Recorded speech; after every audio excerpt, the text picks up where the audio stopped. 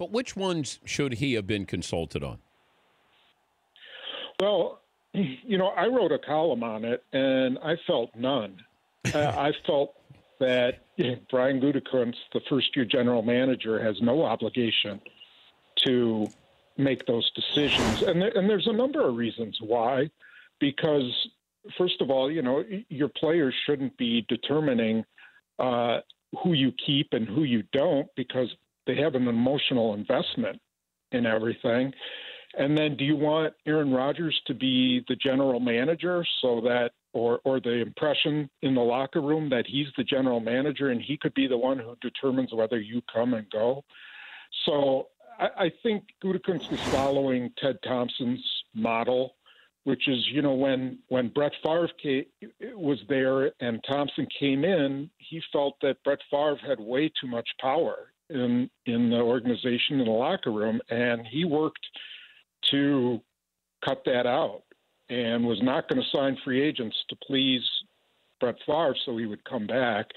And I think that's kind of the tone that Gutekunst is taking. Yeah, I'm looking at this, and granted, Alex Van Pelt is let go. That's the quarterback coach. So I'd understand where Rodgers would at least like to be given a heads up. Jordy Nelson, their friendship, that you'd like to be given a heads up. But I don't want to go to Aaron Rodgers to say, who do you think we should bring in to replace Jordy Nelson? I think that's dangerous. And I go back to Michael Jordan, the greatest player of all time. He wanted to be consulted. He wanted to make moves, and finally they said, no, Jerry Krause is going to make the moves, and we know what happened after that. So I understand it, but was he salty? How salty was Rodgers over the Jordy Nelson and Alex Van Pelt situations? Well, I think he was privately, taken aback. Now, Alex Van Pelt, that's kind of a complex situation, because Alex Van Pelt had made it clear that he wanted to go for an offensive coordinator's position, that's what he was looking for.